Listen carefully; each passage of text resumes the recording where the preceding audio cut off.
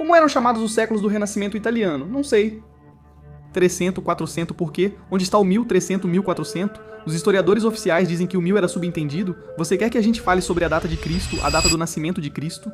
Porque no final das contas, querendo ou não, toda a história da humanidade está ligada à data do nascimento de Cristo. A data do nascimento de Cristo, pouca gente sabe quem foi que calculou. A data do nascimento de Cristo foi calculada pela primeira vez no século 6, mais de 500 anos depois, supostamente do nascimento de Cristo, por um monge chamado Dionísio, o Exíguo. Como ele calculou a data do nascimento de Cristo? O nascimento de Cristo, a figura de Cristo, não só não apareceu 3.000 anos depois do nascimento da civilização, mas é praticamente o primeiro registro escrito, o primeiro marco histórico da civilização humana. Porque é um eixo estruturante fundamental. Não foi filho de carpinteiro pobre no levante sírio-palestino? Segundo os revisores, quem foi Cristo? Um imperador? Vamos ver. Como isso é possível? Foi um imperador que também lutou contra a corrupção e as elites, que em grande parte eram sua família. Primeiro, isso nas crônicas bizantinas ficou registrado como a luta de Andrônico I com Neno, que é um dos reflexos seculares dentro das crônicas não religiosas de Cristo, contra um ramo que pretendia a ascensão ao trono, que era o dos Ângelos, e daí viria a rebelião dos anjos contra Deus. Adeus.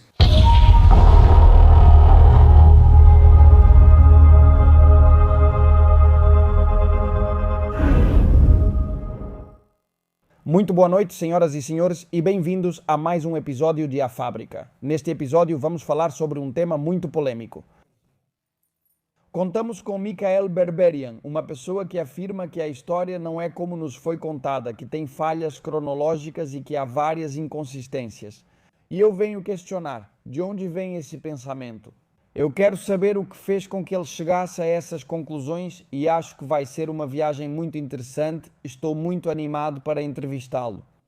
Bem-vindo, Michael, tudo bem? Muito obrigado, Jota. É um prazer estar aqui. Muito obrigado mesmo.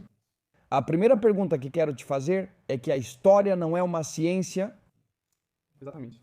Primeiro, para estabelecer algumas bases, é importante saber que a história tem duas definições, uma material e outra formal, para que todos entendam.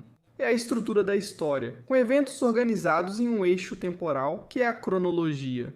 Essa é a definição formal. E depois existe a definição material, que é o conteúdo da história, certo? Ou seja, a matéria que poderia ser resumida em duas palavras, historiografia e política. Historiografia é a reintegração, interpretação ou interpretação do passado, certo, e política. Bem, todo mundo sabe o que é a luta pelo poder. Quem tem, tenta manter, e quem não tem, tenta conseguir. Portanto, a história, em sua definição material e formal, se unirmos as duas, nos dá o resultado de que não pode ser de forma alguma uma ciência, porque uma ciência primeiro tem uma base, digamos, metodológica, empírica. Certo, que não precisa realmente depender do observador. Ok, você e eu podemos estar em lugares diferentes. No globo, por exemplo, a água tem a mesma composição e pressão, entra em ebulição nos mesmos graus, etc. A história depende de quem a escreveu, quando a escreveu e com qual objetivo, certo? Além disso, um historiador, certo, não estuda o que é, certo? Porque a história, o que é? A história é o passado, não é? O historiador não estuda o que realmente foi, ele estuda o que outras pessoas nos transmitiram. Portanto, sempre há uma barreira epistemológica importante na história. Portanto, sob esse ponto de vista, não pode ser considerada uma ciência. Hoje em dia, está entre ciências sociais, humanidades, etc. Mas não tem, digamos, não tem a mesma carga de prova que uma ciência fundamental, como pode ser a química, a física, a astronomia, etc, etc. Então, a história, como já disse, tem essa barreira do conhecimento que é estudarmos somente aquilo que chegou até nós, certo? Seja por escrito, seja pelo registro material. E o problema do registro material, que é aqui onde também entraríamos em outras questões, como por exemplo as ciências auxiliares da história, que se você quiser, agora podemos falar sobre isso. Não, porque a história, como te disse, em sua definição formal, são eventos dispostos ao longo de um eixo temporal, que é a cronologia.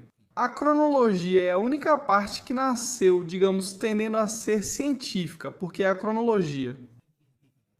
Num primeiro momento, ela foi estruturada por matemáticos com métodos primitivos, naquela época, antigamente, para estruturar esse eixo vertebrador, que no final das contas é a espinha dorsal da história.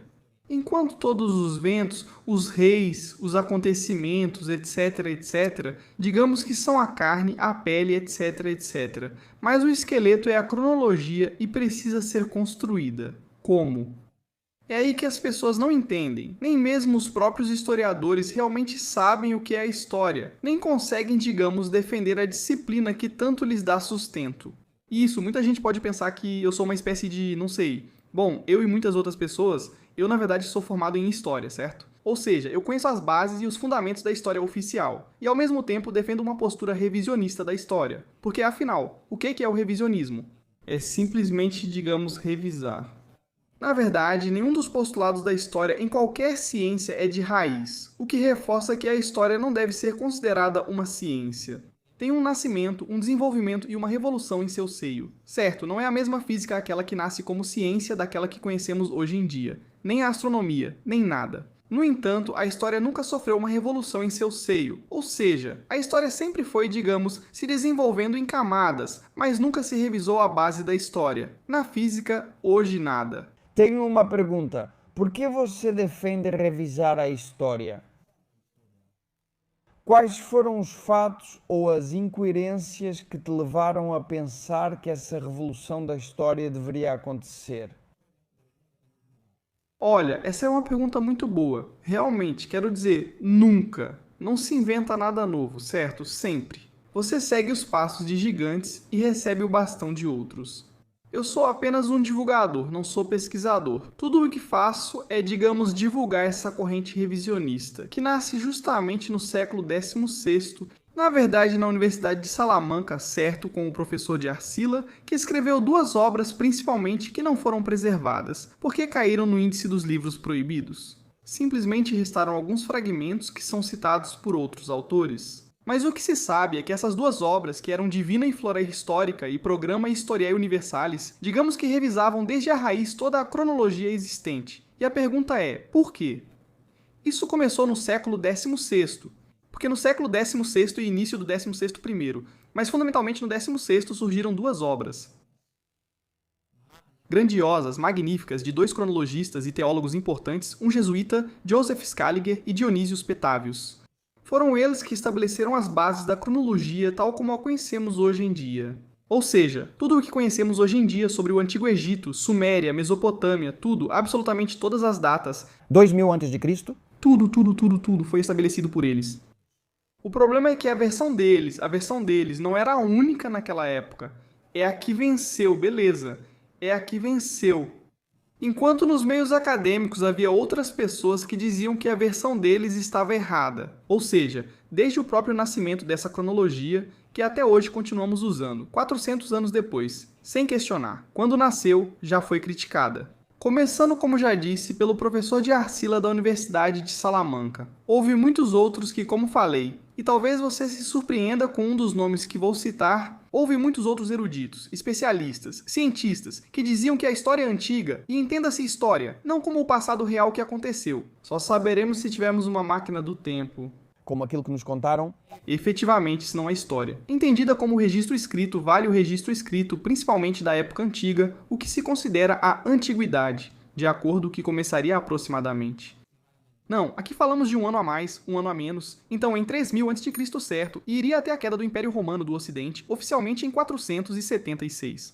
Então isso seria da antiguidade? Pois muitos eruditos, a partir do século XVI em diante, diziam que todas essas obras, que por acaso, além disso, começaram a surgir há relativamente pouco tempo, que agora, se você quiser. Abordaremos também quando surgem os documentos e o princípio da cadeia de custódia, algo bem conhecido por detetives e investigadores.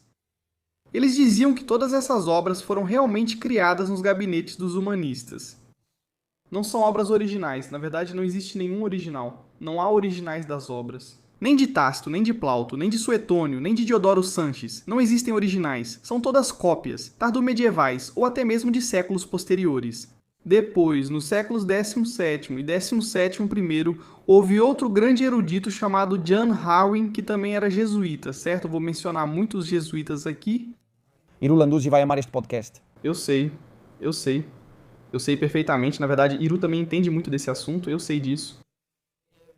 Então, John Howing dizia, justamente, ele era quem defendia que todas essas obras foram criadas, como eu já disse, no Renascimento e nos séculos posteriores. Tudo bem?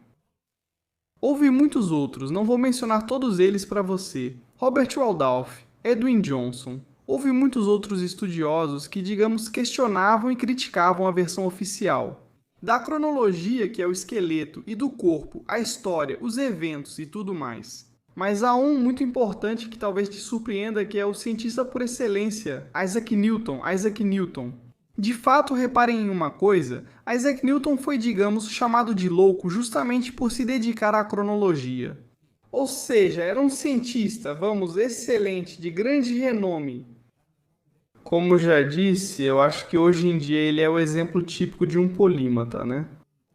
Ou seja, uma pessoa que desde jovem era especialista em muitas áreas. Mas que coincidência que quando ele quis se dedicar à história, especialmente à cronologia, publicou um livro chamado Cronologia dos Reinos Antigos e Mendels, ou seja, Cronologia Corrigida dos Reinos Antigos, cujo subtítulo é Desde os Primeiros Tempos Conhecidos até a Criação. A conquista da Pérsia por Alexandre o Grande, essa digamos é sua obra principal, e o chamam de louco. Por quê?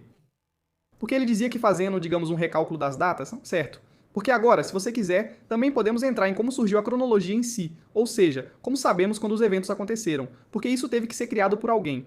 Não é uma revelação divina que cai do céu, não é algo orgânico, não brota como cogumelos da terra, não. Isso teve que ser criado por alguém. Se você quiser, agora, como eu disse, podemos entrar nesse assunto. Mas primeiro, Isaac Newton fez algo absolutamente revolucionário para a época. E não só disse que, logicamente, toda a história precisa ser revisada. Porque os documentos podem ser falsificações, cópias ou qualquer coisa do tipo, mas na verdade tomando como base os documentos existentes, porque no final das contas você tem que trabalhar com o que existe. Ele chegou à conclusão de que a história precisava ser comprimida, certo? Ou seja, que se por exemplo na cronologia oficial que continuamos usando até hoje, a civilização egípcia começaria mais ou menos no ano 3000 a.C., mas para Isaac Newton, aproximadamente no ano 984 a.C. Ou seja, ele reduziu 2000 anos, certo? Comprimindo a história do Egito e também de outros povos, pois no final temos sincronismos diretos e indiretos. Se você altera a história de uma civilização como a egípcia, que teve contato com a grega, e a grega com a romana, e você vai puxando esse nó górdio, certo? Vai tentando desfazer o nó. No final das contas, você não pode revisar só uma parte da história, tem que revisar tudo por completo. Logicamente, como eu disse, essa obra de Newton nunca foi levada em consideração, existe apenas como uma curiosidade, as pessoas leem e tudo mais. Mas o típico, como ele fez isso nos últimos anos de vida, certo? Então o que normalmente se usa é a típica falácia ad hominem. Bom, como ele já estava velho, o ancião estava gagá, então não lhe ocorreu outra coisa além de dizer essas bobagens. E esse é o nível da crítica que se faz a Newton em relação a essa obra. Ninguém a submeteu, digamos, a uma crítica formal, científica. Tenho uma pergunta, mas acaso não se investiga a história como um todo? O relato oficial, por exemplo, não considera que a civilização romana esteve em contato com a egípcia, com Júlio, César, Marco Antônio, Cleópatra, ou seja, chegou-se a um consenso sobre o que é a história. Com que interesse? O ponto que eu vejo é, se uma narrativa venceu, essa narrativa não é por acaso mais verificável do que a outra. Não, isso é outra falácia. Ad populum. Só porque muitos dizem algo não significa ser verdade. Eu concordo com isso, mas a questão é quando, no nível acadêmico, duas visões da história se confrontam. Ainda não está claro para mim qual é a outra, eu gostaria de saber qual é. Como é possível que isso tenha perdurado ao longo do tempo? E se for um grande engano, qual é a intenção por trás disso? Aqui nós adoramos enganos. Sabemos que eles existem. A questão é, qual é a intenção por trás do engano? Essa também é uma pergunta muito boa. Veja, a história como um todo também, como eu disse, por exemplo, foi até mesmo criticada por historiadores oficialistas. Não pense que isso é apenas de alguns desinformados. Outra das críticas é que são conspiracionistas, mas além disso, veja, outra das críticas é sempre, digamos, apelando ao campo de estudo de um erudito. Ou seja, como Isaac Newton não era historiador, criticam. Por que alguém de fora se mete em história? Típico, né? Se um matemático aponta falhas na história, respondem. Mas ele é matemático, não historiador. Ou seja, as críticas sempre são assim, mas mesmo dentro do oficialismo histórico, um grande historiador que todo mundo conhece, quem se interessa por história antiga do século XIX alemão, chamado Theodor Mommsen, certo? Ele mesmo fazia parte, digamos, de uma corrente que se chamava exatamente assim, hipercriticismo. E ele apresenta centenas de exemplos que na história oficial não batem com o que, por exemplo, existe, digamos, nos documentos. Porque quando foram feitas as tabelas cronológicas, por exemplo, de John Blair e outros, no final, como você disse, existe uma versão que é a que prevalece, mas dentro dos documentos, até mesmo dentro das fontes primárias. A gente pode ler coisas que depois não batem com o que outros historiadores, digamos, ajustaram intencionalmente para que começasse a fazer sentido. Então, feita essa breve explicação, qual é a intenção? É aqui que sempre entra em cena, digamos, a teoria da conspiranoia. As pessoas chamam de conspiranoia, conspiranoicos, etc, etc. O que as pessoas precisam entender é algo muito simples. Quando essa versão cronológica e essa versão histórica foi criada, não foi feita por maldade. O que acontece é que quando a cronologia foi composta, que é sobre isso que eu ia falar. Como te disse, se quiser, voltamos a isso antes. E você acertou em cheio quando disse que a cronologia oficial, que ainda usamos hoje em dia, foi composta... Eu te pergunto simplesmente, vamos ver, o que você acha? Que métodos eles poderiam ter seguido? No século XVI, quando as ciências ainda não existiam como tal, não existia carbono 14, nem dendrocronologia, nem termoluminescência, tudo isso surgiu depois. Como você compõe uma cronologia global, baseado em quê? Você tem uma série de documentos, como você compõe? Uma linha ininterrupta que vai de um ponto A no passado, um ponto de partida, até o presente, que é quando essas obras são compostas. Eu imagino que através do estudo dos documentos e de todos os registros que existiam naquela época... Claro, mas como você determina as datas? Essa é uma boa pergunta. Exato, é uma pergunta muito boa. Então agora eu vou te fazer uma pergunta e agora, continue. Hoje em dia não é possível fazer testes de carbono 14 nesses documentos? No próprio documento, sim. O problema é que é assim. Como? Por exemplo, as pirâmides. Se afirmam que as pirâmides do Egito foram construídas em 700 a.C. Depende, pois há muitas que dizem valer. As Nida e todas essas, as grandes. O terceiro milênio antes de Cristo. Terceiro milênio, ou seja, 3. 2000 e poucos anos, supostamente antes de Cristo, certo? Certo, eu pensei que eram 700 anos, certo. Não é possível testar carbono 14 neles. Carbono 14 abrindo um parêntese. Agora seguimos com outro assunto. Só serve para datar amostras orgânicas. E além disso, o carbono 14, que se quiser podemos fazer aqui um ponto e a parte, e eu explico o carbono 14. Achei que você podia fazer isso com tudo. Não. O carbono 14 só serve para datar amostras orgânicas, tecido de seres vivos, plantas, animais. É para isso que servem os documentos, porque eram feitos com pele de animais.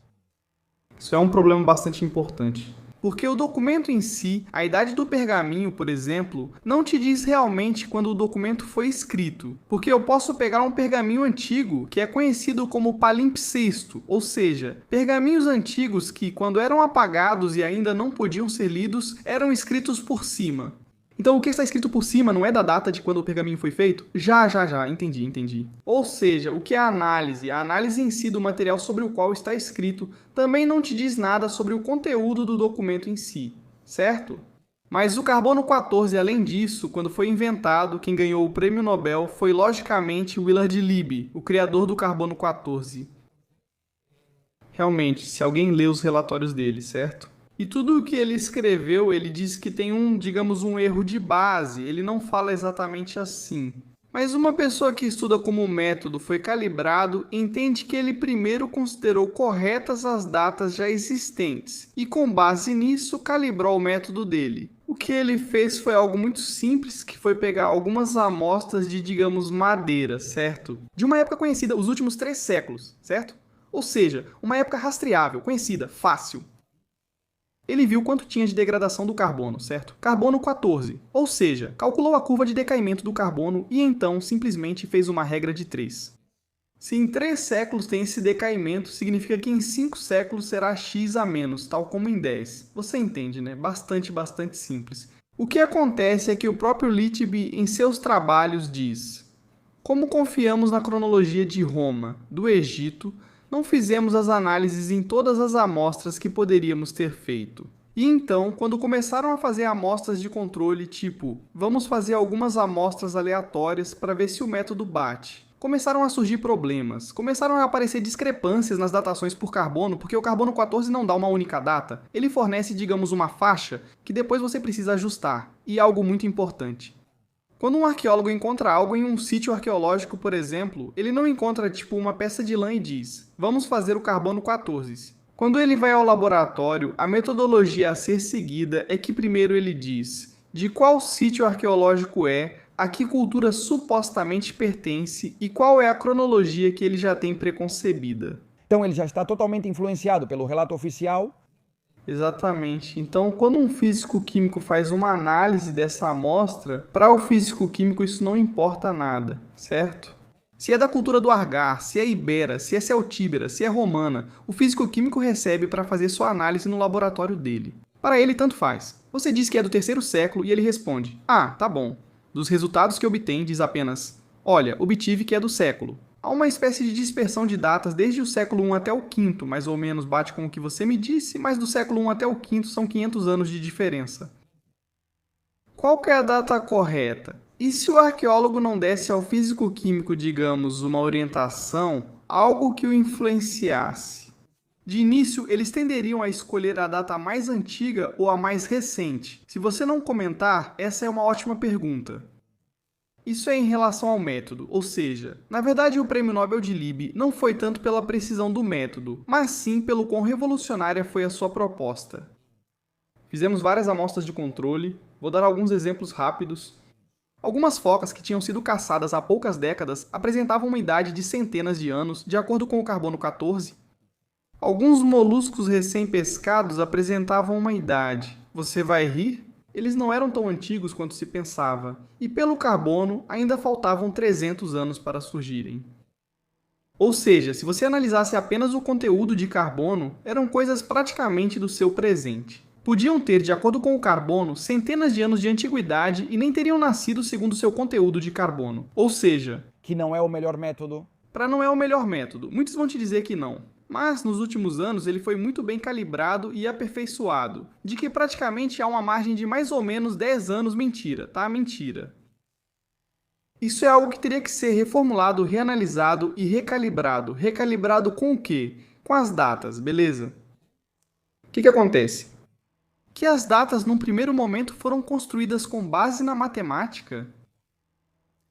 Scaliger e Petavius, aqueles que eu mencionei para você, que eram jesuítas. Um deles, sim, que foi Petavius. Denis Petot, em francês, mas latinizado, era Dionísios Petavius. Eles só latinizaram muito, era algo muito típico daquela época.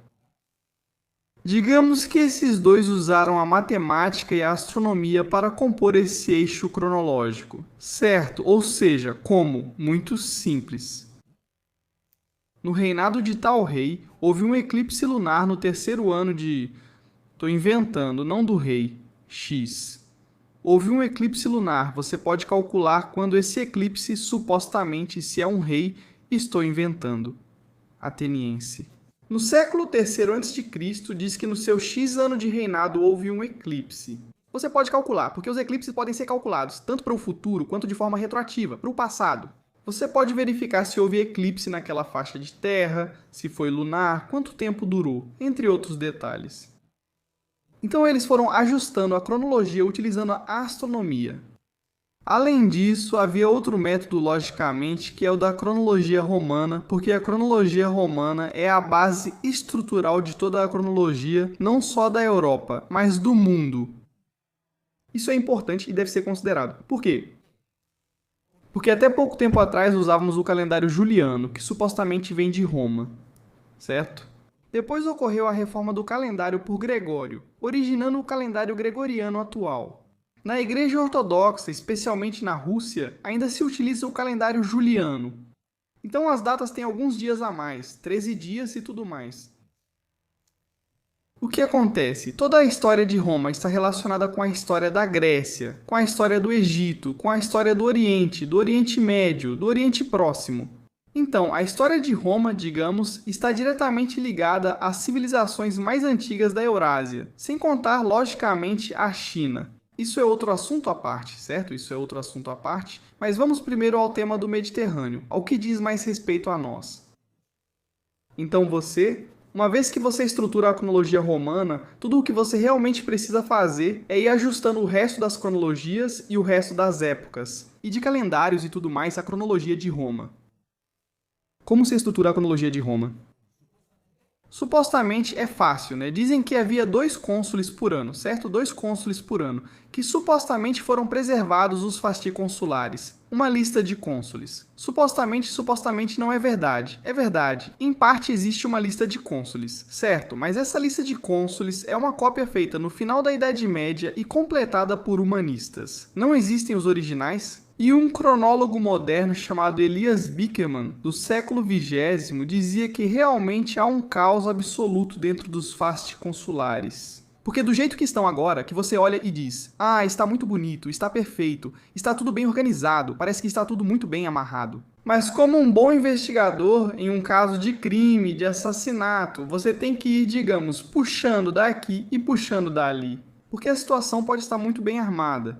E advogados e detetives sabem disso. Você pode costurar qualquer coisa de maneira excelente, o problema é que ela precisa ser submetida à crítica. Ao encontrar uma pequena falha e puxar, percebe que tudo é um castelo de cartas. Isso vale para a cronologia romana nos fasti consulares. Os originais, repito, não foram preservados, são cópias, e essas cópias foram completadas, como eu disse, por fragmentos de informação. E em muitas ocasiões, os próprios cronologistas modernos dizem que há anos em que não se sabe quem foi cônsul. Nem nada, absolutamente. Historiadores afirmam que sim, pois há um consenso, como você mencionou sobre consenso. Recapitulando, você pode me interromper e perguntar quando quiser, recapitulando.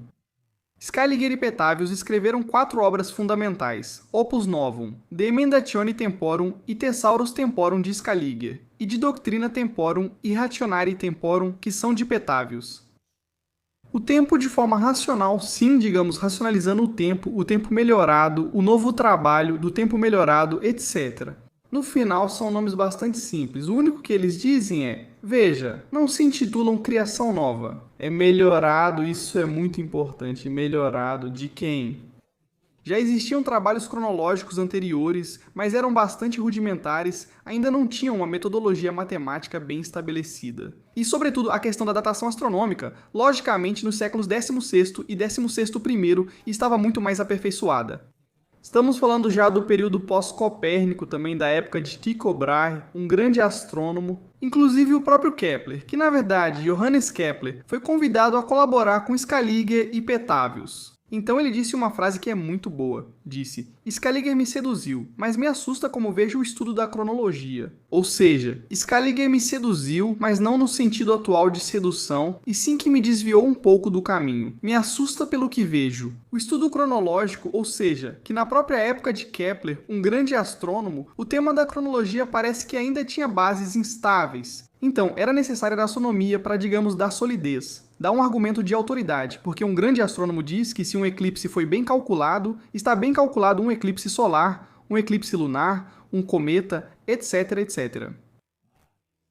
Os trabalhos prévios a essas grandes obras cronológicas, veja só que curioso, supostamente ascendem. A primeira compilação cronológica séria supostamente foi feita por Eusébio de Cesareia, supostamente ou Eusébio Panfilho no século IV ou século IV. Se quiser perguntar, pergunte. E não, agora eu continuo. Certo.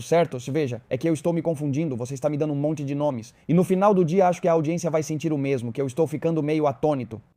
Eu quero trazer um pouco mais para a realidade e o que eu gostaria de te perguntar principalmente é: qual é a versão revisionista bem pé no chão? Qual é? Ou seja, a história não é como disseram, certo? O que acontece? Foram muito mais ou muito menos anos. Não existiu a Batalha de Las Navas de Tolosa e não foi em 1212. Roma não caiu em 476, os muçulmanos não sitiaram a ilha de Capri em 800. Não sei quanto, os muçulmanos não entraram na Espanha, na Península Ibérica, em 711. É isso que quero dizer. Qual é a outra versão? Qual é o engano? Qual é a intenção do engano? Antes de dizer qual é a outra versão, o que eu tenho que dizer rapidamente é, sem citar nomes nem nada, não é um engano planejado. Existem 2 camadas. Não há uma conspiração, certo? Num primeiro momento foram cometidos erros. Erros graves que se baseavam na imperfeição da ciência da época, certo? Então foram cometidos erros graves. Para que você entenda facilmente, uma mesma história curta foi quadruplicada, ok? Em 4 versões diferentes.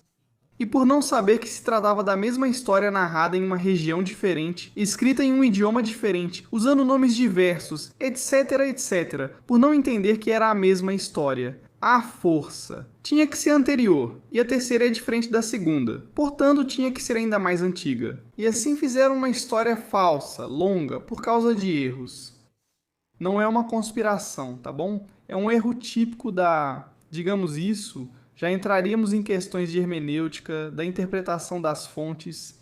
Você pode pegar, digamos, 2 documentos que relatam o mesmo fato, mas escritos por pessoas diferentes. Você, por exemplo, você e eu podemos narrar Este encontro de maneira diferente.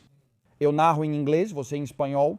Você, por exemplo, foca na minha aparência física e eu foco, por exemplo, em como falei bem.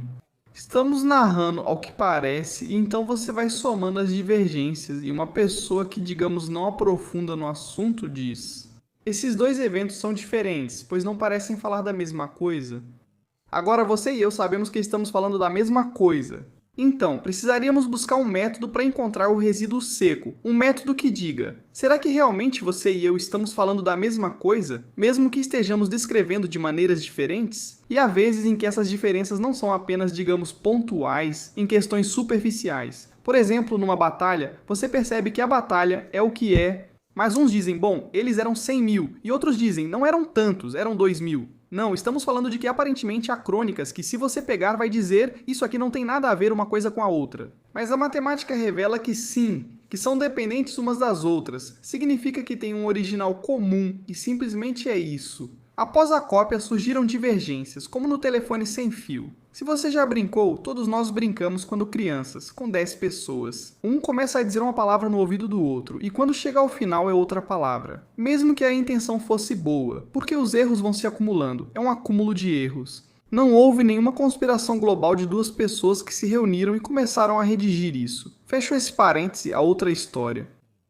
Todos os revisionistas que eu mencionei para você, desde de Arcila até Isaac Newton, por algum motivo, todos, no final, a conclusão era a mesma. A história tem que ser mais curta do que a oficial que continuamos usando hoje em dia, certo? Mais curta, quanto mais curta. É aí que entra a metodologia científica para comprovar isso. E se você quiser, agora a gente entra em qual metodologia, existem 4 métodos principais para comprovar isso. Antes de tudo, quero te perguntar algo. No século XVI, no Renascimento,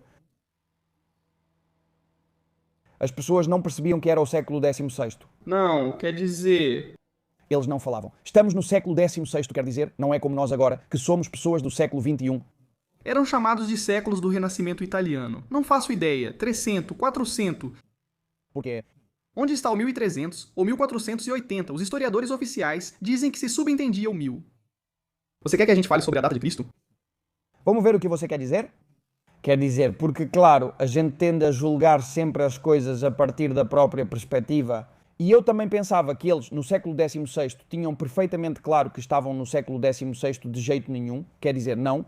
Esse é um consenso cronológico que só se chega justamente nesse século. E isso que você acabou de mencionar me deixa muito curioso. Eles diziam que estavam no século 300 e no século 400. Vamos ver, então.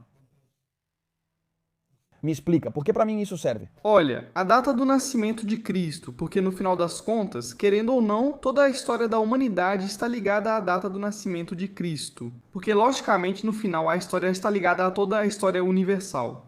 Digamos que a principal é a europeia, porque no final fomos... E bom, os europeus foram, digamos, a civilização que se destacou, a civilização que dominou e, portanto, todo o conhecimento era eurocêntrico, sempre foi eurocêntrico.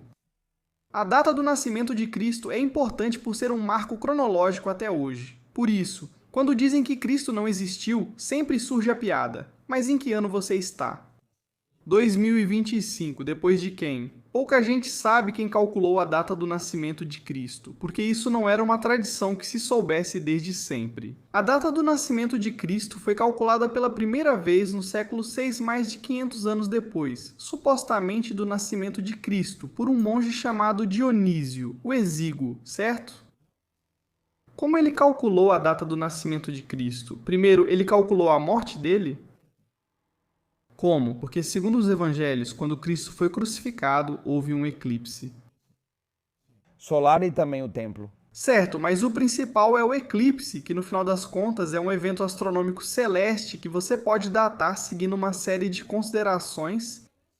Ele calculou uma data X para a morte dele e tudo o que fez depois foi subtrair 33 anos, que é a tradição. Que Cristo morreu com 33 anos, tudo bem. Primeiro ele calculou a morte dele e depois subtraiu 33 anos. Simples, você diz, beleza. No século VI definiram a data do nascimento de Cristo e desde então todos sabiam em que ano viviam depois de Cristo. Pois veja que curioso, acontece que no Império Bizantino, o Império Romano do Oriente, lembrem-se que o Império Romano do Ocidente caiu oficialmente em 476 e o Império Romano do Oriente em 1453, quase 1000 anos depois nas mãos dos turcos otomanos. Certo, então acontece que o Império Bizantino, que nunca teve rupturas, que foi um império ininterrupto desde a separação entre Honório e Arcádio, entre os impérios romanos do Ocidente e do Oriente, que supostamente foi o primeiro império a adotar o cristianismo, primeiro supostamente foi a Armênia como religião oficial de Estado, depois também havia cristãos etíopes, houve também cristãos coptas no Egito, mas oficialmente o império que adota o cristianismo é o Império Romano do Oriente. Os gregos, e você diz século IV, começo do século IV,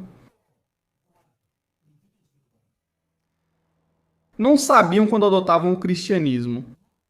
Quando Cristo nasceu, porque isso foi calculado no século 600 anos depois, 200 e poucos anos depois. E acontece que quando Dionísio, o Exíguo, calculou a data do nascimento de Cristo. O Império Bizantino, um império profundamente cristão e que demoraria muitos séculos a mais para cair, supostamente até o século XIV do século VI até o 14º 700 anos. Não sabiam quando Cristo havia nascido, continuava se discutindo a data de seu nascimento, mesmo que Dionísio, o Exíguo, já a tivesse calculado. Ou seja, estamos diante de uma, digamos, uma raridade na própria história oficial. E é que o Império Bizantino não sabia em que data Cristo havia nascido. O Império Bizantino utilizava outro tipo de datação, que era a data, desde a criação do mundo ou desde Adão, por isso é conhecida como a Era Bizantina, se você quiser. Agora vamos entrar na parte fácil, que é como essa data foi calculada. Continua me revelando a incoerência? Certo, e o que acontece é que te dizem, homem, por favor. Existem documentos que usam Anno Domini, a data desde o nascimento de Cristo, que são, vou inventar aqui, mas dizem que existem do século VII do século VII I. A chancelaria papal, a primeira vez que utiliza o cálculo Anno Domini, ou seja, desde o nascimento de Cristo, é no ano de 1431. O que acontece é que a chancelaria papal, com todo o respeito, poxa, Roma não sabia quando Cristo tinha nascido. Quanto tempo demoraram desde o século VI até 1431, século XV, para adotar a data Anno Domini em Roma? Os bizantinos, como eu disse, nunca a adotaram. Usavam a Era Bizantina ou desde Adão. A Era Bizantina foi calculada a partir de Adão. Aqui é preciso entender uma corrente chamada escolástica, que não sei se você já ouviu falar da escolástica. Não era nada mais do que, digamos, a tentativa de fazer com que a filosofia aristotélica se encaixasse e combinasse com a teologia cristã. Ou seja, dar à teologia cristã uma certa base científica. Tudo bem, era primitiva, mas científica.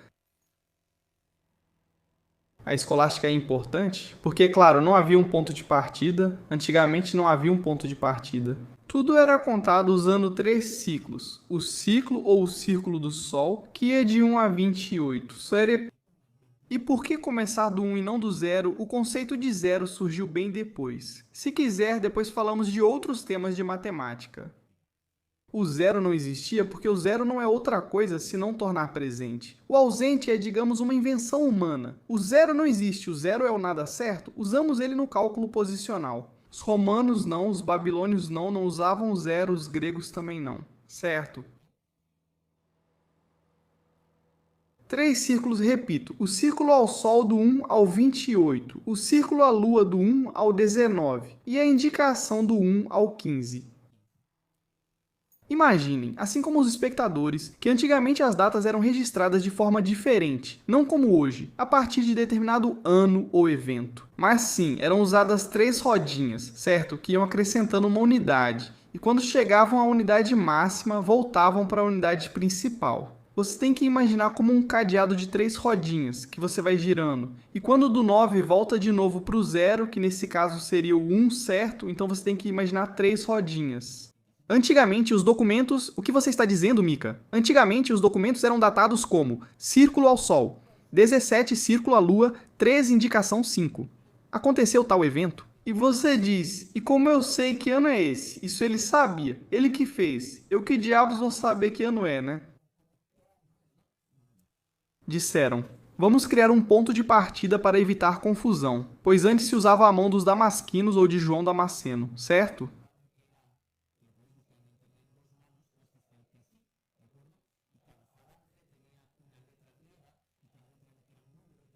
Ele...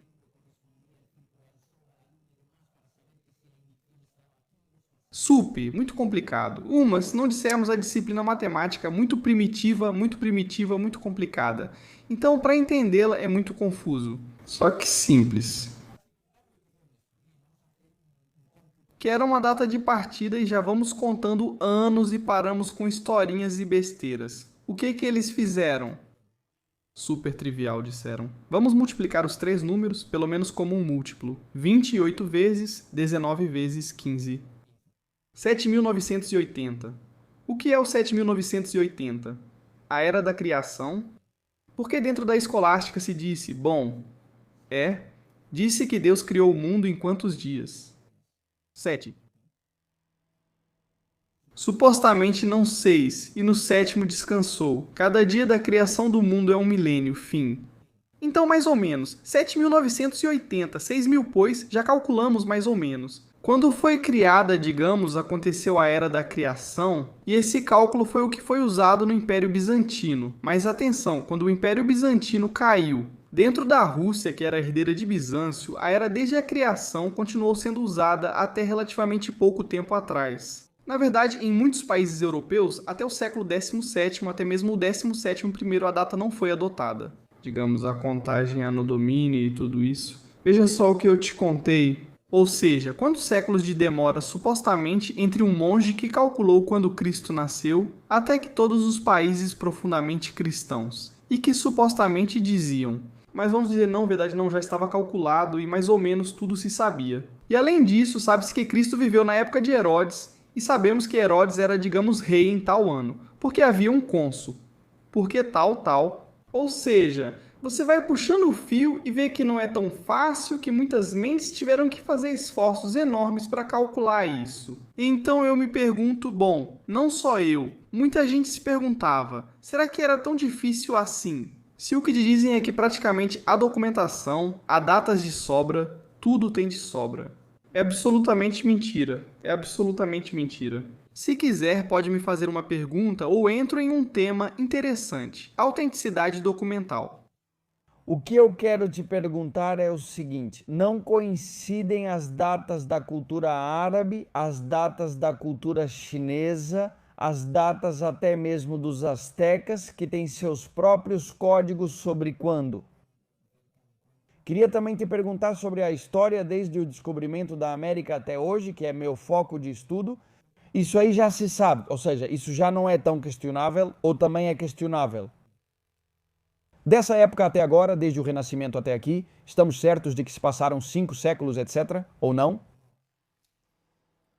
Existe uma lacuna de veracidade, que é precisamente o século XVI, ou seja...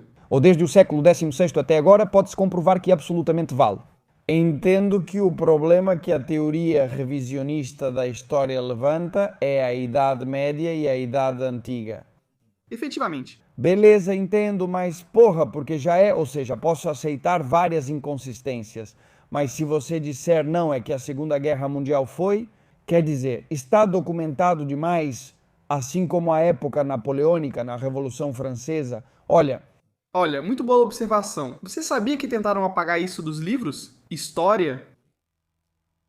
O que acontece é que era impossível. Não dá. Não dá, porque já estamos numa época de imprensa em massa, jornais, informações cruzadas. E estamos falando de uma época já de impérios que dominam praticamente tudo.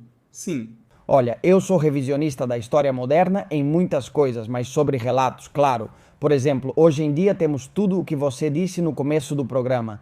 Eu adorei sobre como a história é escrita com um objetivo. Sempre tem gente que eu acho ou quero acreditar que tem o objetivo de tentar informar da maneira mais objetiva possível sobre os fatos. Mas infelizmente hoje estamos vivendo na Espanha a lei da memória histórica, que é uma reinterpretação dos fatos ao gosto de uma ideologia política específica.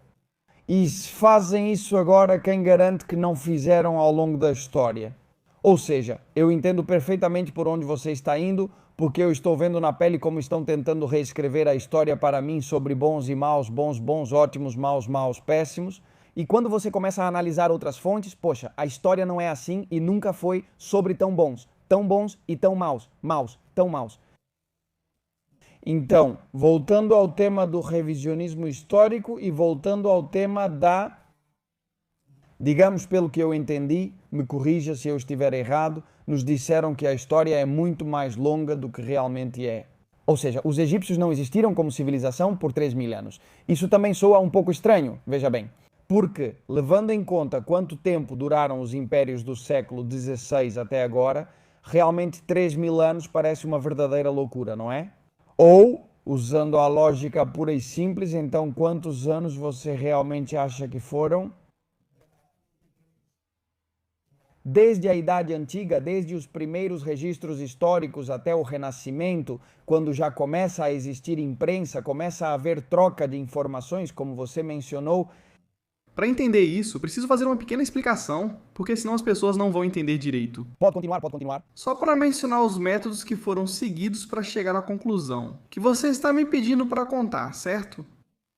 Voltando ao mesmo assunto, imagina que você tem uma quantidade enorme de documentos e crônicas, certo? E que precisa organizá-los de alguma forma. Como eu disse, não foi por maldade, não havia má fé no que as pessoas fizeram quando, digamos, fizeram a cronologia incorreta. Eles tinham uma metodologia ao alcance deles e um conhecimento ao alcance deles, e aplicaram da melhor maneira que souberam. E digamos, ao errar na composição da cronologia, eles compuseram essa história longa. Agora, como é que hoje em dia podemos dizer como se chega à conclusão de que a história é muito mais curta, seguindo o que já fez Isaac Newton? Só que Isaac Newton, coitado, viveu numa época em que não existia cálculo computacional, não existiam computadores. Ou seja, para o que já foi feito, tudo bem, porque já está feito, não é algo que precise ser feito. Não estamos apresentando um problema que alguém precisa resolver, já está resolvido, tudo bem, não estamos colocando um problema na mesa. Que digamos, olha só que curioso, não, vamos ver se alguém faz, já está feito, tudo bem. Como se chegou a isso? E depois vamos entrar em quem fez, como fez e tudo mais. Existem 4 métodos principais para, digamos, construir uma cronologia correta. No final, a história, como todo mundo sabe, é o registro escrito. Se não está escrito, não é história. Para isso existe a pré-história, que é quando as pessoas não escreviam a história. Digamos que começaria com a criação de uma sociedade estatal, hierarquizada, pois oratores, belatores, laboratores e, logicamente, o registro por escrito, aí começaria a história. Como? Pegando todos os documentos existentes, as obras fundamentais que existem hoje em dia. Ou seja, os historiadores nos dizem A, mas com as mesmas fontes que eles usam. Não se inventa nada, com as mesmas fontes. O resultado é B. Como se chega a isso? Existem 4 métodos principais. Um deles é, digamos, simplificando muito mesmo, saber se 2 crônicas, que aparentemente são diferentes, falam da mesma coisa. Para isso, o que se faz é nem precisa entrar no que a crônica diz, mas sim analisar o seu gráfico de volume de informação. Você pega 2 crônicas, 2 documentos, divide nas mesmas seções temporais, por exemplo, se são por anos, e assim por diante. Você vê quanta informação é dedicada a cada ano, certo? Você compõe um gráfico e com a outra crônica faz exatamente a mesma coisa. E depois simplesmente só precisa comparar os gráficos de volume. Você tem que imaginar duas chaves, como saber se duas chaves são muito parecidas, ou até mesmo a mesma chave, e se elas abririam a mesma fechadura. O mais fácil é feito por qualquer um, exceto se você precisar testar a fechadura na porta. É pegar o desenho das duas chaves e comparar os dentes, se os dentes forem exatamente iguais. Muito provavelmente, a não ser que haja 1 milímetro de erro, o que também pode acontecer, mas muito provavelmente a chave é a mesma. Portanto, você diz, então olha, essa chave abre a mesma porta? Beleza, beleza. Como se faz isso? Na prática, por exemplo, esse método já foi testado. Você pega a história burbecôndita de Tito Livio, grande historiador romano, que supostamente relata a história de Roma desde a fundação da cidade, 753 a.C. Supostamente não, até a época em que ele viveu. 7 séculos, mais ou menos, de história romana. E depois você pega uma obra escrita por historiadores modernos também sobre Roma, que relata toda a história romana.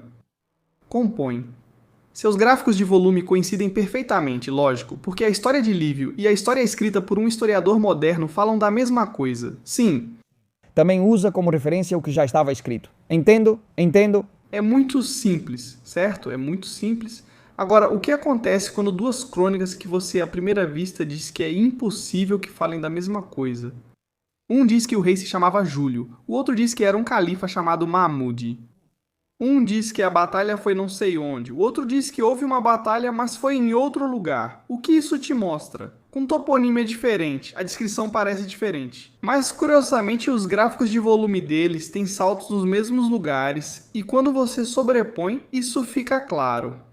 Sim, gráficos, volume, é isso que você quer dizer? Repito, com os gráficos de volume você pega um texto, certo, e o divide em seções iguais, por exemplo, anos. O gráfico de volume pode ser, por exemplo, as linhas que são dedicadas por ano. Há anos em que acontecem muitas coisas e é dedicado a uma página, há anos que são muito ricos em conteúdo e são dedicadas 10 páginas, e há anos em que não acontece absolutamente nada.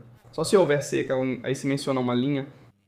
Então você vai fazendo um gráfico, certo? Chacuco, certo? Então, tem um ano em que não se diz nada, tem um ano em que se diz muito, tem outro ano em que se diz relativamente pouco. Você constrói esses dentes da chave. Entenda esse gráfico. Frequência, não entendo. Volumes. E com a outra crônica faz igual. E ao sobrepô-las, você percebe que, embora aparentemente falem de algo que você, se você ler, se você aprofundar, são o que dizem as palavras, você diz... Eu não acho que seja a mesma coisa, mas por acaso os gráficos de volume deles são exatamente iguais. O que isso quer dizer? Que há uma altíssima probabilidade de que relatem os mesmos fatos, mesmo que você não consiga perceber isso. Embora não que relatem os mesmos fatos, mas que relatem o mesmo período da história, também pode ser exatamente, não podem estar. Ok, entendi. E você diz, bom, isso pode acontecer. Por exemplo, com uma crônica medieval cristã que fale das cruzadas e com uma crônica muçulmana que fale das cruzadas, falam da mesma época, cada uma com sua perspectiva. Seus gráficos podem até coincidir, mas há muito mais. Existem gráficos de volume que coincidem de eventos que supostamente são antigos, com gráficos de volume de eventos que são presumidamente velhos, medievais, e que estão separados por 300 ou 1000 anos uns dos outros. Por exemplo, é que, claro, você está me dizendo que talvez a Idade Antiga, segundo, olha, me corrija se eu estiver errado, a Idade Antiga e a Idade Média podem ser só uma. É exatamente isso. Vamos lá, me explica, isso vale? Por exemplo, me dá um exemplo, que gráfico de populações? Como era? Gráfico do volume, que gráfico do volume foi medido exatamente? Por isso que te perguntei 2 vezes, para deixar bem claro, a Idade Média coincide com um gráfico de volume da Idade Antiga? E quantos anos de diferença existem entre os dois?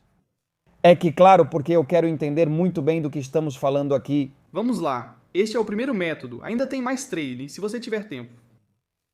Por exemplo, todo mundo conhece as guerras médicas, as guerras dos gregos contra os persas. Sim, todo mundo já assistiu 300? Todo mundo já assistiu 300. E todo mundo conhece as guerras púnicas. Também, todo mundo bom, eu acho, né? As médicas, 100%, as púnicas, aí já não sei. A guerra do Peloponeso também? Atenas contra Esparta. Quase todos conhecem essa história. Quem não conhece, provavelmente não gosta do tema. Quem gosta já ouviu falar dessas guerras. Vitórias pírricas, vamos. Seus gráficos de volume são absolutamente idênticos aos eventos medievais da Grécia dos séculos XII ao XIV. Acontecem exatamente as mesmas coisas, só que com atores aparentemente diferentes.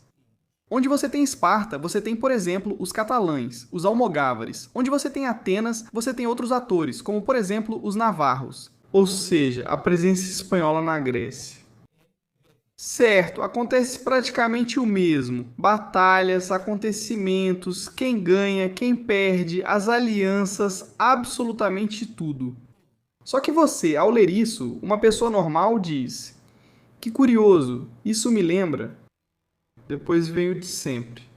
Não das periodicidades da história, porque de alguma forma é preciso explicar essas semelhanças que os historiadores já vêm notando há muito tempo. Só que eles não tinham como, digamos, provar que realmente se tratava dos mesmos eventos. A isso acrescentamos, ou seja, Olha, sim, você afirma que se trata dos mesmos eventos, eu não, a matemática e a astronomia. ou seja, existem cronologias dizendo que os navarros brigaram, olha, não sei se é assim, literalmente, que os navarros tiveram uma guerra com os almogávares. Na Península da Grécia, Se você for à Grécia, os guias vão contar isso. a Península Helênica, certo? Sim, claro, a Península Balcânica. Sim, deixa eu ver, mas então, deixa eu ver. É que minha cabeça fica meio confusa. E isso você me disse que é do século XII, sim? 12, 13, 14, sim. Ok, se você quiser. E o revisionismo histórico diz que esses dois fatos são os mesmos. Um deles é real, ou parcialmente real. Porque lembre-se, séculos XIII e XIV ainda estão um pouco distantes dos séculos XVI e XVI primeiro, que é quando existe a lacuna de veracidade, mas a força. Um dos dois é fantasma, não existe, nunca existiu, certo? Vale a probabilidade? Qual deles é o fantasma, o mais moderno ou o mais antigo? Pela probabilidade, se você ainda acrescentar que dentro, Ou seja, pela probabilidade, a guerra do Peloponeso não existiu, realmente não é verdade. não é verdade como se diz. Eu sei que parece um pouco loucura. Veja, isso me surpreende. O mais provável seria que o mais moderno fosse o mais verdadeiro. Portanto, os atenienses eram os navarros espanhóis.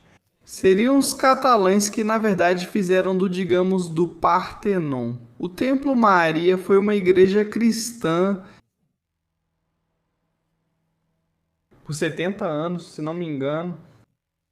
Certo, mas claro, isso meio que explode minha cabeça, sabe? Sim, Eu sei. Então, gostaria que você tentasse me convencer disso. Ah, isso é complicado em pouco tempo. bom, eu quero ter fé. Ok, eu quero acreditar nisso. Agora, tudo bem? Me convença direito? Se continuarmos com a guerra do Peloponeso, você diz, pelo amor de Deus, vai ser igual, não vamos para a astronomia. Dentro da guerra do Peloponeso, há 3 eclipses, conhecidos como a tríade de eclipses de Tucídides, e eles podem ser datados, certo, podem ser datados os resultados que a tríade de eclipses de Tucídides apresenta. De modo que, se você esquecer tudo o que sabe de história e, digamos, olhar isso de um ponto de vista puramente acadêmico, matemático, astronômico, ou seja, você diz, não me importa, não importa em que ano aconteceu, não tenho nenhum viés preconcebido, vou fazer os cálculos corretos. E que os eclipses correspondam a todas as exigências, exatamente como estão descritos, digamos, na obra de Tucídides, você faz o cálculo e esses eclipses, na época em que a história oficial diz que ocorreu a Guerra do Peloponeso, não aconteceram. Isso pode ser descoberto com um cálculo retroativo. Eles ocorreram antes da Guerra do Peloponeso, mas não coincidem com ela, pois supostamente aconteceram durante e depois da guerra. Quanto tempo depois? Vamos de novo. Séculos. 11º e 11º. Primeiro. Quando também, por acaso, acontecem Os eventos descritos dentro, com outros atores. com outros atores. Então você me diz, mas como isso pode ser possível? Ou seja, porque se você analisar o princípio de autenticidade documental e o princípio da cadeia de custódia, quando começam a vir à tona as fontes que falam desses eventos antigos, começam a aparecer justamente quando os humanistas italianos, e principalmente os humanistas bizantinos que fugiam da sitiada Constantinopla, fugiam da queda do Império Romano. Migraram do Oriente ao Ocidente e se fixaram sobretudo na Itália. Trouxeram muitos documentos, certo, trouxeram muitos documentos que eram medievais, Só que depois, ao serem mal interpretados, se tornaram antigos. De acordo porque, em parte, é aí que realmente existe um ponto de, digamos, manipulação intencional da história. Lembra que eu te falei sobre uma camada de erros casuais? Sim, e tem outra que sim, que era intencional, política. Era preciso criar um passado glorioso da Grécia e de Roma, que precisava ser recuperado diante do avanço da barbárie islâmica. Exatamente, para justificar o domínio daquelas terras, para dizer, até hoje em dia, qual argumento costuma ser usado nos conflitos internacionais territoriais. Eu estava lá. Povos ancestrais?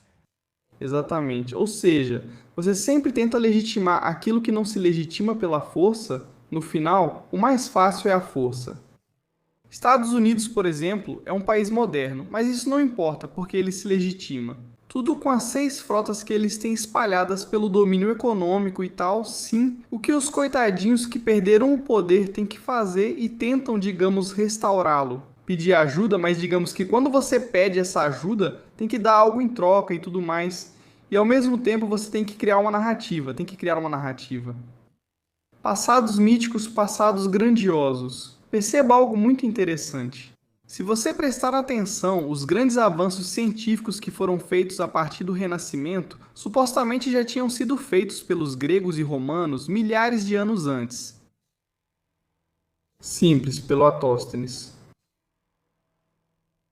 Supostamente ele calculou a esfericidade da Terra, e agora aqui entrariam muitos que diriam que a Terra não é esférica e tudo mais. Mas não vamos entrar nisso, vamos ficar com o oficial. Não tomo partido, pois desconheço o assunto. Vamos ficar com o oficial. A Terra é esférica, todo mundo sabe disso. Eratóstenes supostamente calculou isso usando a sombra. Havia um obelisco em uma cidade e em outra. Então o comprimento da sombra era diferente. Aí ele soube a curvatura, então calculou mais ou menos. Como você faz esses cálculos quando a trigonometria básica, que precisa do zero para funcionar, não existia o cálculo posicional? Hoje em dia, você sabe que um 1 e um 0, que é 10, é mais do que um 9, mas não deixa de ser um 1 e um 0, só que o 0 vai à direita. Isso se chama cálculo posicional. Os romanos não tinham, os gregos não tinham. Eles tinham letras números que equivaliam a um certo valor, mas não existia o conceito de zero. O zero, supostamente, quem o introduz?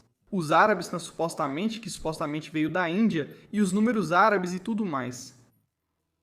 Quando começa a surgir o cálculo matemático posicional, séculos 7 e 8, mais ou menos, supostamente, segundo a história oficial, você pode me dizer como eles calcularam? E nem estou falando de multiplicar ou dividir. Como eles calcularam o valor das seções cônicas? Na precessão, com relação ao ângulo da eclíptica terrestre em relação à Lua, que só foi possível alcançar nos séculos 16 e 17? Com pessoas que tinham um amplo conhecimento de matemática e que já utilizavam o cálculo posicional e o cálculo avançado. Como eles faziam isso na antiguidade? E você me diz, cara, existem os escritos, né? Porque, claro, existem os escritos. Sei lá, de Apolônio, de um monte de cientistas. Então eu te pergunto, voltamos ao mesmo ponto. Princípio de autenticidade documental e cadeia de custódia. Quando esses documentos aparecem? Curiosamente, esses documentos começam a aparecer no século XV, mas realmente no 15º arquio, 15º segundo. E o mais curioso é que esses documentos, desses grandes avanços científicos da antiguidade, desse esplendor da era antiga, que eram muito esplêndidos para calcular. A olho, eles não tinham nem telescópios nem nada, então já te digo não.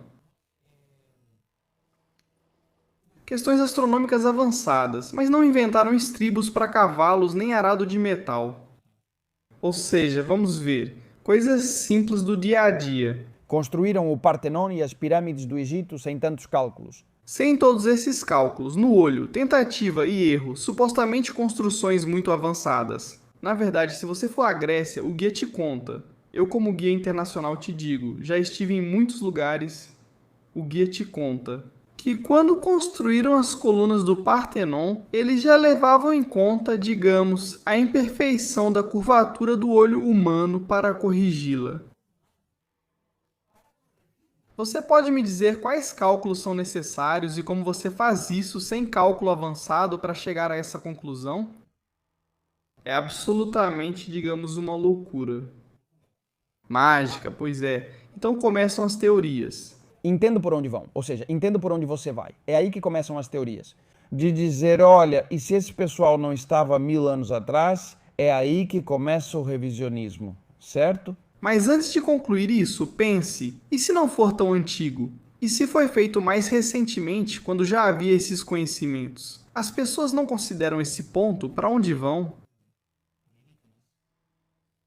Alienígenas, ondas gravitacionais para levantar blocos de centenas de toneladas, um monte de questões que são muito interessantes, ótimas para programas como alienígenas ancestrais, etc, etc. São, as pessoas, isso. E depois poderíamos falar de verdade. Na história há certos hieróglifos e outras coisas sobre pessoas chegando. E olha, em muitas culturas diferentes, Há muitas coisas, mas também são interpretações. E era preciso entender a simbologia da época. Não é igual ao tema dos gigantes. Não, é que há um monte de representações de gigantes nos mapas. Eles eram representados na Bíblia. aparece algo sobre gigantes, fala dos Neftalim. Sim, os Nephilim e tudo mais. E sim, os filhos dos anjos com as mulheres humanas e tal. Esses temas é que a Bíblia é um assunto fascinante que daria para outro. Pouco isso, Sim, não vai dar tempo pra gente fazer. eu sei. Eu sei, mas eu realmente tenho muito interesse em chegar a uma conclusão sobre tudo isso. Sim, porque realmente faz sentido o que você está me dizendo. Resumindo, há uma série de documentos que são usados para validar a cronologia da história. Mas esses documentos não são contemporâneos à história que dizem representar, e sim aparecem muito tempo depois. De fato. Depois, há eventos que são muito semelhantes, apenas mudam os personagens. Mas alguns datam dos séculos XII, XII I e outros são do século II ou II I antes de Cristo. Portanto, agora eu te digo. Agora eu te conto. Para resumir, tudo isso é a posição da história que você defende, que existem alguns anos que estão sobrando. Alguns sim, alguns bastante. Essa corrente revisionista defende uma história baseada em métodos empíricos, matemáticos, estatísticos e astronômicos. O que defende é que, mais ou menos, para você ter uma ideia, 1000 anos atrás ainda era pré-história e que o desenvolvimento humano desde Há 1000 anos ainda era pré-história até hoje. aproximadamente, e que o desenvolvimento humano tem avançado de forma ininterrupta, exponencialmente para cima, desde que o ser humano criou a primeira civilização, a escrita. Até os dias de hoje, até a corrida espacial, ou as pessoas vão dizer que nunca fomos ao espaço, mas enfim, vamos dizer que sim. Até a tecnologia moderna de computadores, celulares e tudo mais, você pode traçar, digamos, uma curva de desenvolvimento ininterrupto. Enquanto que na história oficial, o que acontece? Há centenas de anos de não só estagnação, mas de regressão.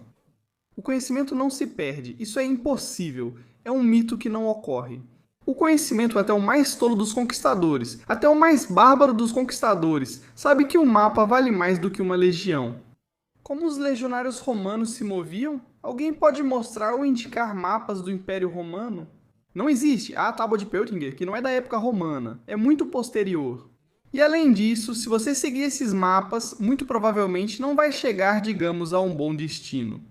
Há um monte de, quero dizer, poderíamos passar horas e horas e horas falando de pequenas incongruências dentro da história. Mas o que eu quero que as pessoas entendam é que com esse método e outros 3 que eu menciono rapidamente, já falamos sobre eles, com as mesmas fontes, saber quais falam sobre a mesma coisa. Portanto, em vez de estarem dispostas consecutivamente, o que precisa ser feito é empilhá-las e, digamos, condensá-las. Assim a história fica muito mais curta.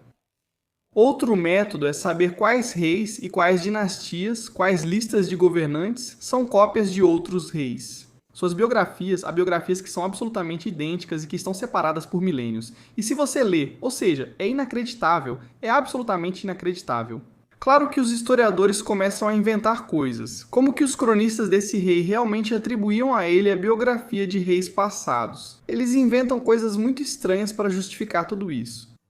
Depois há outro método para saber se dentro de uma mesma crônica, ao mesmo tempo, há uma repetição. Ou seja, se uma crônica de 1000 páginas tem 500 falando de um tema e as outras 500 repetem o mesmo conteúdo, apenas com nomes e detalhes um pouco diferentes. Ou seja, é uma crônica, uma compilação composta E logicamente também existe a questão dos mapas geográficos, pois se você reparar, os mapas geográficos supostamente antigos eram, nossa, espetaculares, certo?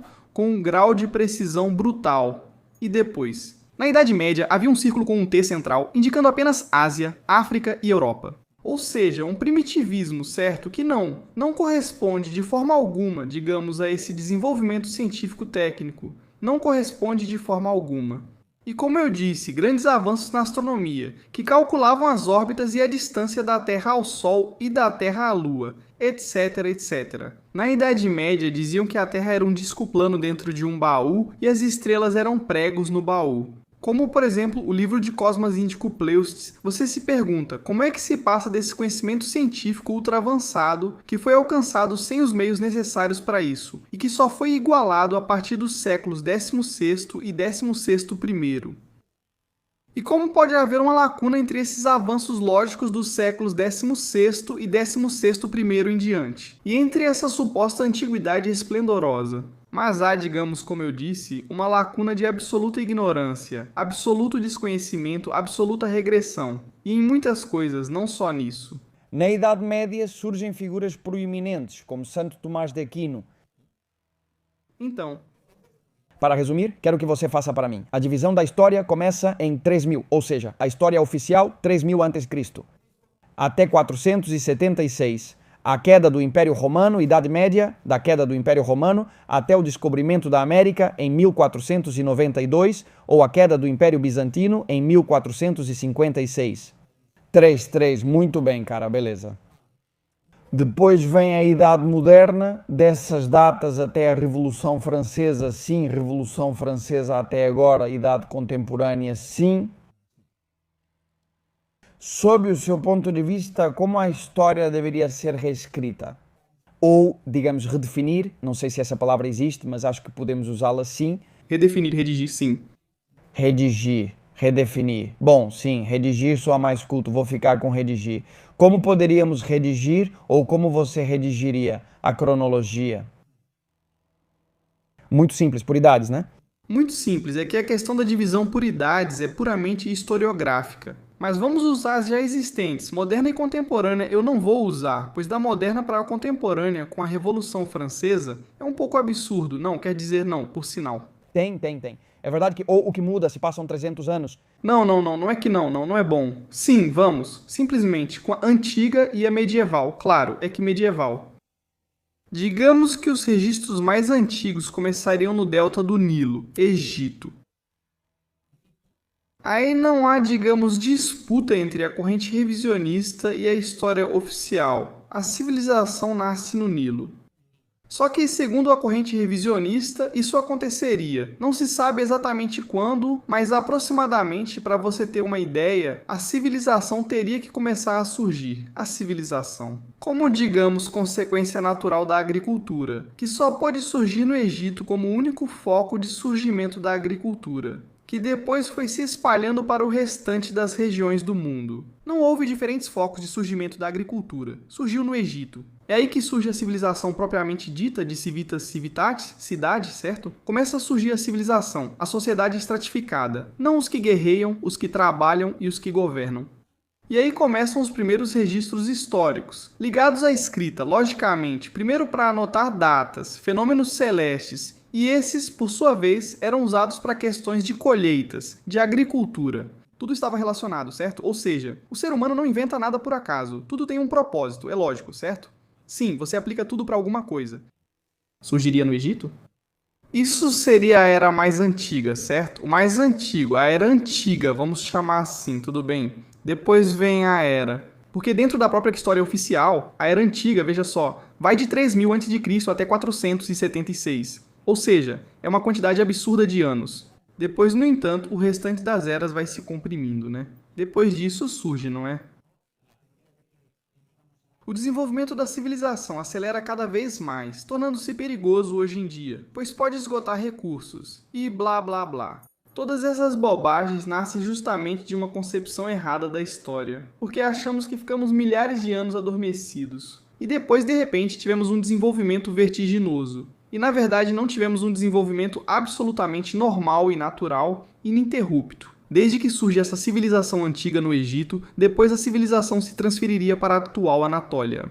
De acordo que é onde começam a trabalhar o ferro, no Egito ainda se trabalhava o cobre, e há uma questão interessante em relação ao bronze na história oficial. O bronze é anterior ao ferro, e então depois passam para o ferro.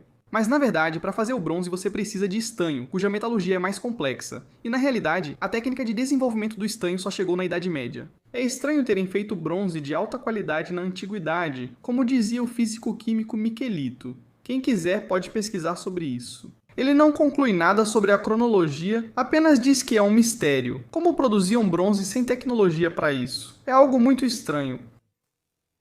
Depois, dentro da Anatólia, esse império se desenvolveria, chegaria a ter um poder talassocrático, se expandiu pelo Mediterrâneo, pelos grandes rios europeus, de acordo... E é o que já se poderia considerar. A antiguidade não tão antiga, certo? Ou seja, existe a antiguidade muito antiga, a do Egito? Sim, certo, mas o Nilo, me diga, faz quanto tempo foi? 1500? Não se sabe exatamente aí, porque os registros históricos que existem lá, digamos, não são tão ricos e não dá para traçar uma cronologia, mas mais ou menos. Calcule que faz uns 1200 anos mais ou menos, começaria a surgir mais ou menos a civilização. 1900 anos mais ou menos. Antes do presente já estaríamos falando dessa civilização transferida. E preste atenção ao que vou dizer agora, o nascimento de Cristo. A figura de Cristo não só não apareceu 3.000 anos depois do nascimento da civilização, mas é praticamente o primeiro registro escrito, o primeiro marco histórico da civilização humana. A figura de Cristo adquire um papel fundamental, preponderante e muito mais importante dentro dessa corrente revisionista da história. Uma figura muito mais fundamental, uma figura que ao mesmo tempo deu origem, digamos, a centenas de duplicatas de Cristo. Hoje em dia, o que diz a história oficial? A história oficial é muito anticristã, pois afirma que Cristo seria um conjunto de lendas antigas. Cópia daqui, cópia dali, do Egito, de Osíris, etc. Do Egito, do que dizem que é algo composto. Na verdade, a corrente revisionista da história diz exatamente o oposto. Uma pessoa real deu origem a todas essas cópias, dependendo da região e da maneira de ver o mundo. As pessoas que adotaram a história de Cristo foram, digamos, manipulando-a à sua maneira. Então nasceram Krishna, Osíris, Zeus, etc, etc, etc. Tudo isso são histórias posteriores a Cristo, não anteriores. Até aí tudo bem, Cristo é um eixo fundamental. Por que ele é um eixo fundamental? Porque ele não foi nenhum filho de carpinteiro pobre no levante sírio-palestino. O que para vocês foi Cristo? Um imperador? Vamos ver como isso é possível. Veja bem, foi um imperador que também lutou contra a corrupção e as elites, que em grande parte eram da sua própria família. Primeiro, isso ficou registrado nas crônicas bizantinas como a luta de Andrônico I com Neno, que é um dos reflexos seculares de Cristo nas crônicas não religiosas. Contra um ramo que pretendia ascender ao trono, que era o dos Ângelos, e daí ele se alimentaria. A rebelião dos anjos. Deus é um conflito, todo mundo conhece a rebelião dos anjos. Lúcifer, o anjo caído, os anjos que se rebelam, a batalha dos anjos contra os demônios, o céu contra o inferno, etc, etc. Estamos falando de uma luta pelo poder dentro desse império instaurado, como já disse, primeiro surgido no delta do Nilo e depois transferido para a Anatólia. Quando matam Cristo, de acordo... Sim, ele foi crucificado? Sim, ele foi crucificado, mas não na cruz como imaginamos hoje. Por exemplo, os evangelhos foram escritos em grego e usavam stavros, que significa poste ou tronco. Não é uma cruz assim ou em forma de T, é um pilar. Isso depois tem várias implicações. Na mitologia nórdica, Odin foi pregado na Yggdrasil, perdeu um olho e levou uma lançada. Muitas coisas, certo, que são cópias de Cristo quando mataram Cristo. Acontece uma guerra civil dentro desse império que é o que ficou na história, conhecido como as Cruzadas. E o que isso reflete? Graças à duplicação dentro da história, graças a essa duplicação e essa interpretação errada das fontes, como a Guerra de Troia, certo? Ou seja, a Guerra de Troia e as Cruzadas, na verdade, descrevem o mesmo acontecimento. Uma supostamente super antiga, que na verdade não é, e a outra é medieval, mas com muitos detalhes que também precisariam ser esclarecidos. Ou seja, Jerusalém seria Troia. Jerusalém seria Troia, e não é a Jerusalém atual que todos conhecemos hoje em dia. Ela surgiu justamente após a conquista napoleônica dessa região, Jerusalém. Se você pegar a Bíblia Vulgata, certo, e ler Abdias 1:20, vocês podem fazer isso agora, se quiserem, certo. Está escrito preto no branco. Jerusalém com em Bósforo de Jerusalém. Aqui está no Bósforo. Onde fica o Bósforo atualmente? Qual cidade é capital de um país que existe até hoje, chamado Turquia, que fica no Bósforo, Constantinopla, Istambul?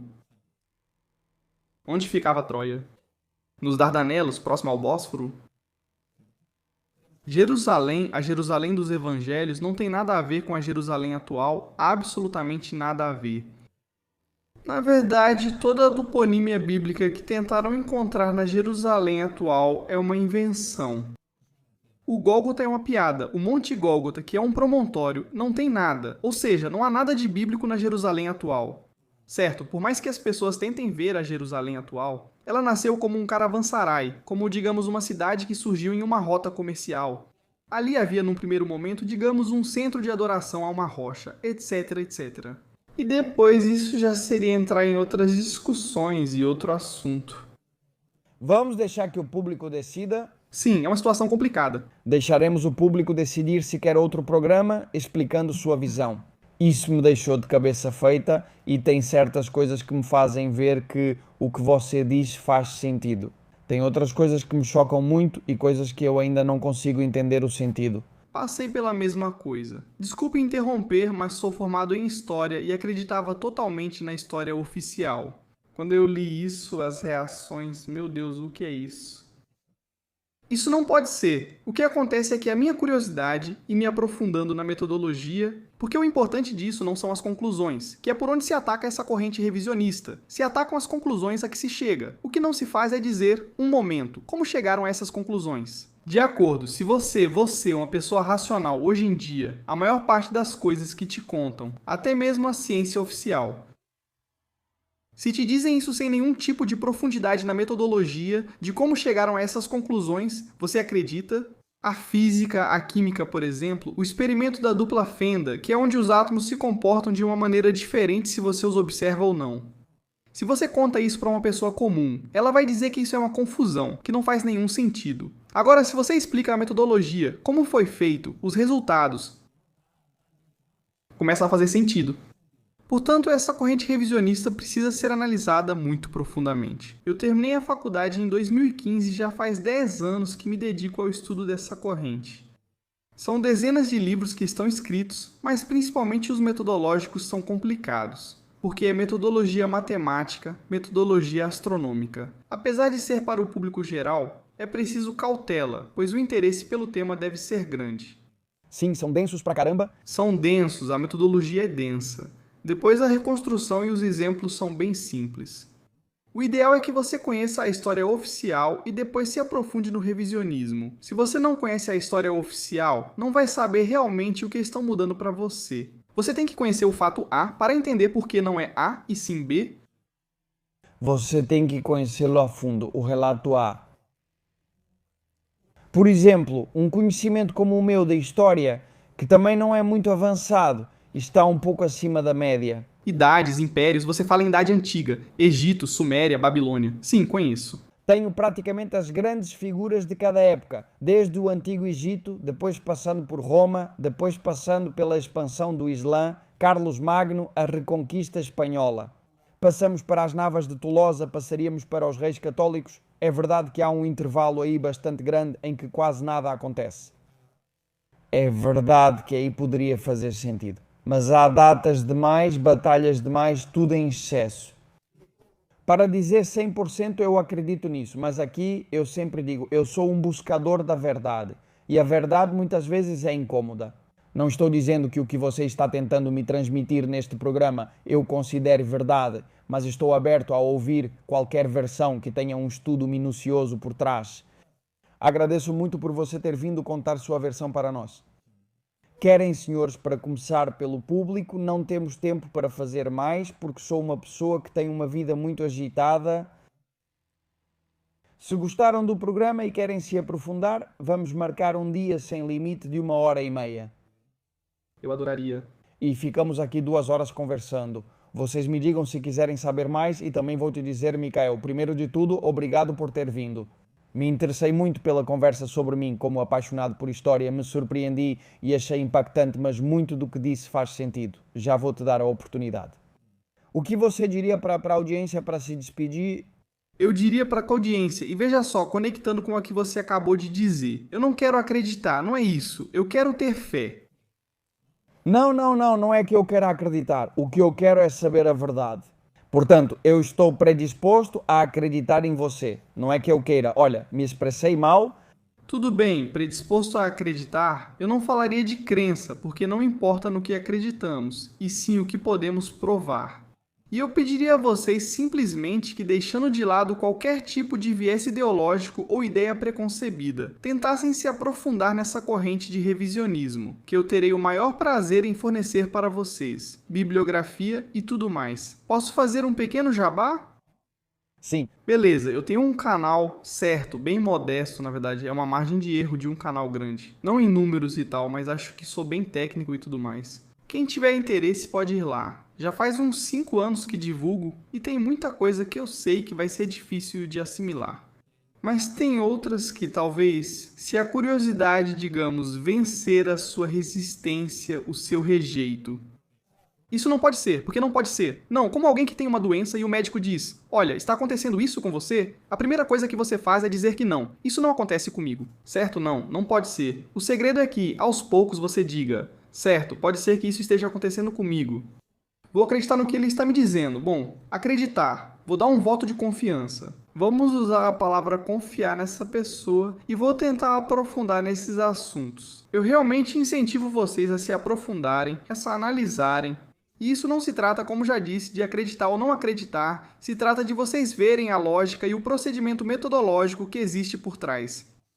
Que é muito convincente, é muito convincente e além disso é muito esclarecedor. Uma vez que você entende porque são dados muitos exemplos, na verdade essa mesma metodologia foi aplicada para a época desde o século XVI primeiro em diante, onde não há nenhum desajuste. Ou a mesma metodologia foi aplicada em documentos posteriores ao século XVII e não revelaram nenhum desajuste anterior. Sim, portanto, o método está falseado, que é outro dos requisitos de qualquer ciência, o falseamento do próprio método. Que você possa submeter à crítica seus próprios postulados e sua própria metodologia.